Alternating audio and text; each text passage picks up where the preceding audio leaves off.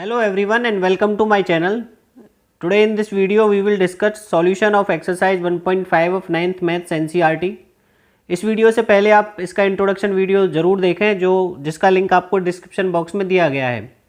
सो देखते हैं solution. Question number first says classify following numbers as rational और irrational. आपको बताना है कि इसमें से कौन से नंबर रेशनल हैं और कौन से इरेशनल हैं. इसके लिए आप इंट्रोडक्शन पार्ट देखेंगे तो आपको जो फंडामेंटल्स हैं इसके कंसेप्ट हैं वो क्लियर होंगे एकदम. तो देखते हैं इसका फर्स्ट पार्ट है 2 - √5 और ये रेशनल है ये इरेशनल है. और मैंने इंट्रोडक्शन पार्ट में आपको बताया था कि रेशनल और इरेशनल का जब प्लस माइनस हो तो हमेशा क्या देता है आपको इरेशनल नंबर देता है. तो ये आपका क्या होगा इरेशनल नंबर. क्लियर. सेकंड पे आते हैं 3 + √3 23 - √23. अब देखो ये इरेशनल है और ये भी इरेशनल है. Irrational minus irrational it depends on particular question. वो रेशनल भी हो सकता है इरेशनल भी हो सकता है. अगर हम इसको ब्रैकेट को ओपन करें तो ये होगा 3 + √23 - √23. तो ये कैंसिल आउट हो जाएगा. आपको मिलेगा केवल 3 और 3 क्या है आपका रेशनल नंबर क्योंकि 3/1 हम लिख सकते हैं. क्लियर. थर्ड पे आते हैं 2 √7/7 √7 इरेशनल अपॉन इरेशनल. इरेशनल भी हो सकता है इरेशनल भी हो सकता है. हम देखेंगे कि यहाँ पे √7 से √7 कैंसिल आउट हो जाएगा. आपको मिलेगा केवल 2/7 जो कि आपका रेशनल नंबर है. फोर्थ पार्ट देखते हैं. रेशनल अपॉन इरेशनल हमेशा आपको क्या देगा इरेशनल नंबर. क्लियर. ये आपका इरेशनल है. 2 पाई इरेशनल है और 2 रेशनल है और इन दोनों की मल्टीप्लाई आपको क्या देगी हमेशा इरेशनल नंबर. ये सभी मैंने आपको इंट्रोडक्शन पार्ट में कराया हुआ है. सो ये था आपका फर्स्ट क्वेश्चन. देखते हैं question number second. Question number second है आपका simplify each of the following expressions. आपको जो ये दे रखे हैं आपको इसको सिंप्लीफाई करना है. तो देखते हैं कैसे करेंगे आप. फर्स्ट का सॉल्यूशन देखते हैं 3 + √3 × 2 + √2. इसका मेथड वही होगा जो आप नॉर्मल मल्टीप्लाई करते थे. 3 की मल्टीप्लाई इन दोनों में होगी दैट इज़ 3 × 2 + √2 और फिर √3 की मल्टीप्लाई इन दोनों में होगी. सो +√3 × 2 + √2. सो मल्टीप्लाई करते हैं हम. 3 की मल्टीप्लाई 2 में होगी तो 6. 3 की मल्टीप्लाई √2 में होगी तो 3√2. क्लियर. क्योंकि 3 कंप्लीट नंबर है और ये अंडर रूट में और इन दोनों की मल्टीप्लाई ऐसे नहीं होती. यहाँ पे √3 × 2 की मल्टीप्लाई होगी तो 2√3 और √3 की √2 में आप मल्टीप्लाई कर सकते हो तो ये √6 हो जाएगा बिकॉज √a × √b आपका क्या होता है √ab. बट अगर a × √b है तो ये एज इट इज़ रहेगा a √b ही रहेगा. सो आपको ये कंसेप्ट आपको क्लियर होने चाहिए. आप अब इसको फर्दर सिंप्लीफाई नहीं कर सकते. ये आपकी √6 है ये √3 है ये √2 है और ये आपका नेचुरल नंबर है. तो तीनों नंबर्स अनलाइक टर्म्स हैं तो अनलाइक टर्म्स को आप फर्दर सॉल्व नहीं कर सकते. तो यही आपका लास्ट सिंप्लीफाइड फॉर्म होगी इसकी और यही आपका इसका लास्ट सॉल्यूशन होगा. देखते हैं क्वेश्चन नंबर सेकंड इसी का पार्ट है जो 3 + √3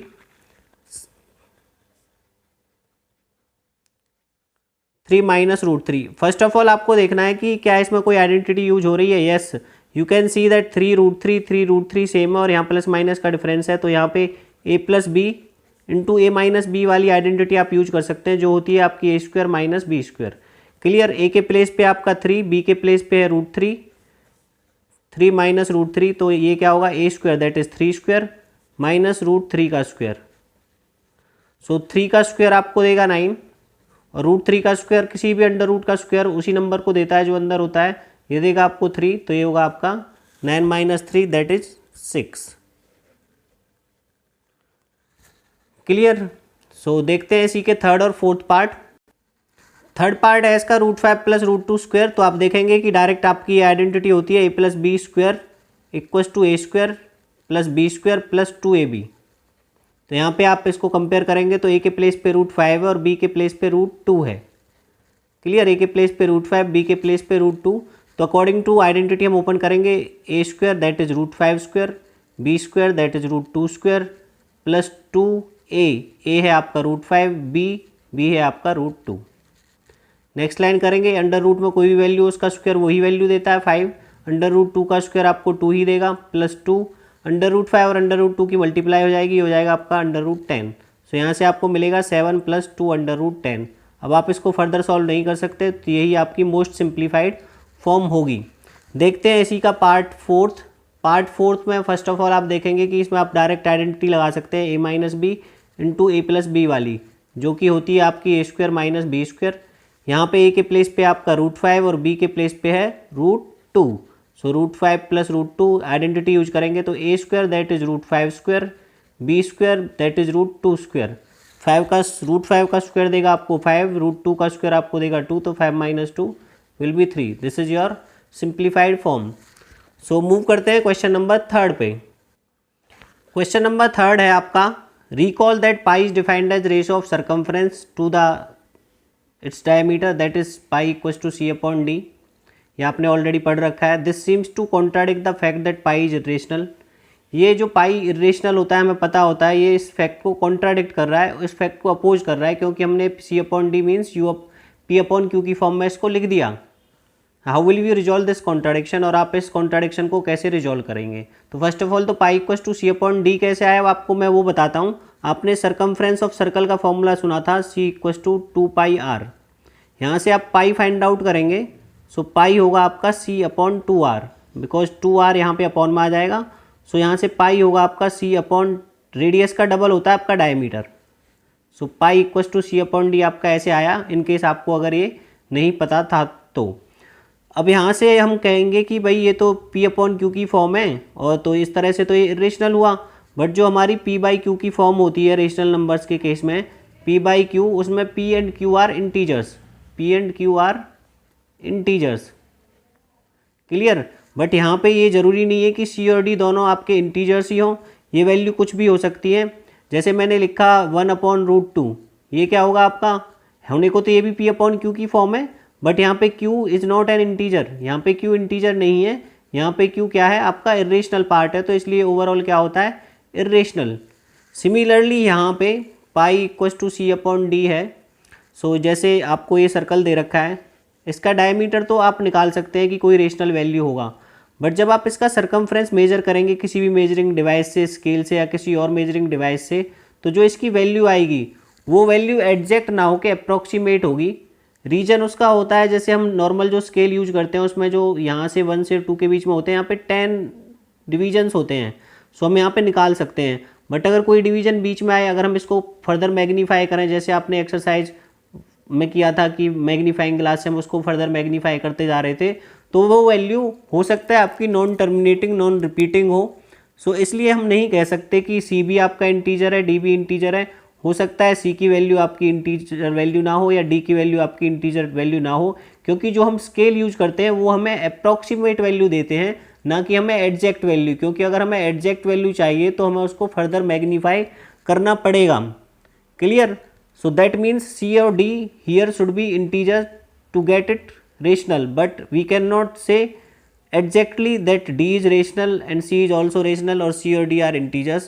इसलिए हम कह सकते हैं कि ये कॉन्ट्राडिक्शन नहीं है, बिकॉज इसके रेशनल होने के लिए C और D दोनों रेशनल होने चाहिए थे, जो कि यहाँ पे पॉसिबल नहीं है, बिकॉज हम मेजरिंग डिवाइस से उसको फाइंड आउट नहीं कर सकते, बिकॉज वो फर्दर कैलिब्रेशन पे उसकी अलग अलग वैल्यूज आती जाएंगी, क्लियर। आई होप क्लियर होगा। ये क्वेश्चन थोड़ा टफ है, सो हम सॉल्यूशन इसका ऐसे लिखेंगे, ये आपका रफ पार्ट है, इसको आपको कॉपी करने की जरूरत नहीं है। It does not contradict the fact, it does not contradict the fact that pi is irrational. Means ये पाई इरेशनल है, इसको अपोज नहीं करता है, ना उसको कॉन्ट्राडिक्ट करता है। और ये क्यों है, इसका रीजन ये है, when we measure length,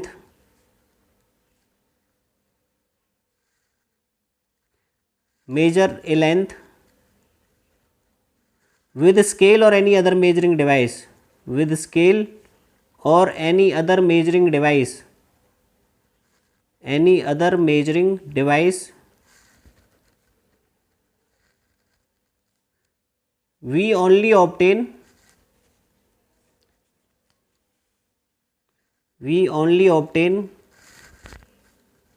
an approximate value,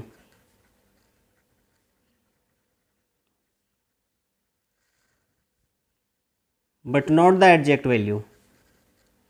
हमें केवल अप्रॉक्सीमेट वैल्यू मिलती है, एग्जैक्ट वैल्यू नहीं मिलती है।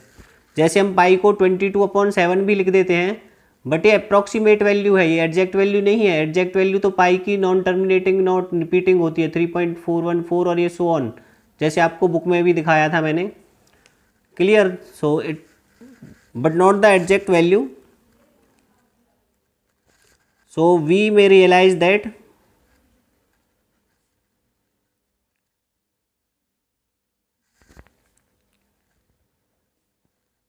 either C और D is irrational।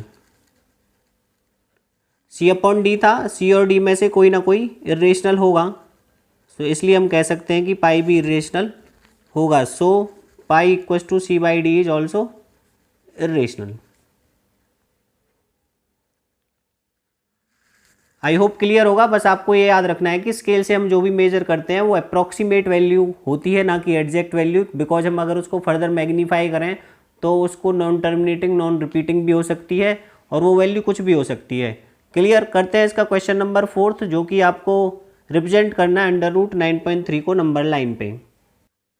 Question number 4 is represent under root 9.3 on number line. और एक केवल अंडर रूट 9.3 के लिए नहीं, अंडर रूट में कोई भी डेसिमल की वैल्यू है उसके लिए आपको यही फॉर्मेट यूज करना है, अंडर रूट 9.3 वाला। सो देखते हैं कैसे करना है आपको। इसका एक प्रॉपर प्रोसीजर है, आपको वो स्टेप्स याद रखने हैं। First step is draw a line segment of 9.3 centimetre. So आपको एक लाइन सेगमेंट ड्रॉ करना है। Suppose this is line segment of 9.3 centimetre, let's say this is A B. तो यहाँ पे मैं स्टेप्स ऑफ कंस्ट्रक्शन लिख रहा हूँ साथ के साथ, जो भी मैं करता हुआ जाऊँगा यहाँ पे साइड में। तो स्टेप्स ऑफ कंस्ट्रक्शन में फर्स्ट स्टेप आपने क्या किया, you have drawn a line of 9.3 centimetre. So first step है draw a line segment A B equals to 9.3 centimetre. Okay, ये आपका फर्स्ट स्टेप है। सेकंड स्टेप होता है इसमें, चाहे वैल्यू कुछ भी है, 9.3 हो, 10.1 हो, 9.5 हो, कुछ भी है। उसके बाद होता है extend B by 1 centimetre to C. B को हम सी पे एक्सटेंड करते हैं बाय 1 सेंटीमीटर। तो सेकंड स्टेप है extend B to C by 1 centimetre. Clear? B से सी तक की जो डिस्टेंस है वो 1 सेंटीमीटर है। उसके बाद जो थर्ड स्टेप होता है आपका, थर्ड स्टेप होता है कि हम ए सी लाइन सेगमेंट का परपेंडिकुलर बाइसेक्टर निकालते हैं। सो हम निकालेंगे परपेंडिकुलर बाइसेक्टर। परपेंडिकुलर बाइसेक्टर कैसे निकालते थे, आप यहाँ पे कंपास का पॉइंटर रखेंगे और मोर देन हाफ ओपन करके इस साइड आर्क लगाएंगे, इस साइड आर्क लगाएंगे, फिर वही ओपन करके आपको यहाँ पे रख के इस साइड और इस साइड आर्क लगाना है। आई होप आपको परपेंडिकुलर बाइसेक्टर याद होगा। सो ये पॉइंट हो गया आपका परपेंडिकुलर बाइसेक्टर। ये परपेंडिकुलर भी होगा और इस लाइन को बाइसेक्ट भी करेगा। तो थर्ड पॉइंट होगा draw perpendicular bisector, draw perpendicular bisector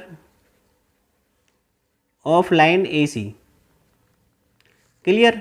फिर आपको लेट्स से दिस इज ओ, ओ को आपको सेंटर लेना है और ओ ए को एज ए रेडियस, और आपको सेमी सर्कल ड्रॉ करना है। ठीक है? Taking O as centre and O as radius, draw a semi circle.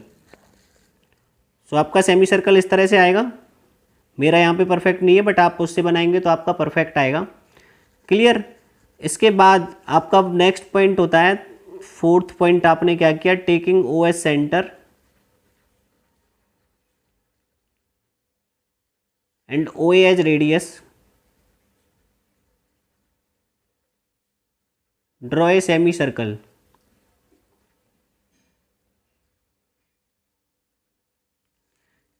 Clear होगा आपको यहाँ तक?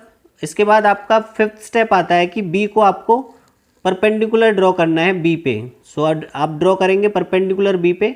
आप जब इसको कंपास और स्केल से बनाएंगे तो आपका कुछ अलग ही आएगा, ऐसे नहीं आएगा जिस तरह से मेरा आ रहा है। So let's say this is point D.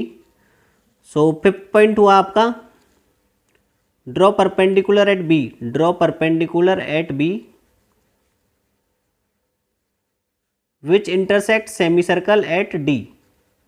ये सेमी सर्कल को डी पे इंटरसेक्ट करता है, which intersect semi circle at point D. इसके बाद आपका एक और स्टेप रह जाता है। आप बी को कंसीडर करेंगे जैसे 0, सी को कंसीडर करेंगे 1, और इसी डिस्टेंस पे आप इसको एक्सटेंड कर देंगे। यहाँ पे आपका आएगा डी, सपोज ई, और यहाँ पे आपका एफ। तो ये 0 1, तो ये हो जाएगा आपका 2 और ये आपका 3 and so on. Clear.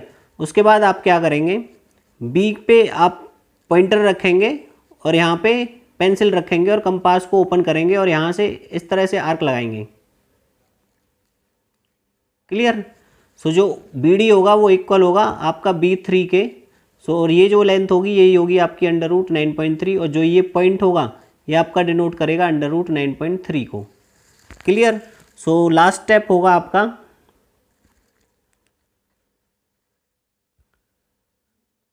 Taking B as centre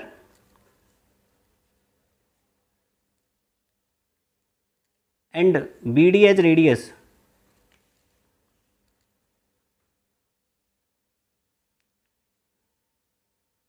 Cut an arc, draw an arc which intersects number line at P point. Let's say this is P point. Clear. So जो लास्ट स्टेप होगा आपका होगा √BD equals to 9.3, केवल BD, और BP equals to √9.3 is required representation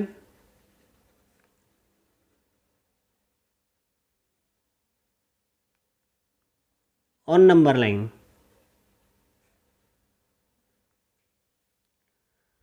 clear. एक बार फिर से करते हैं इसको।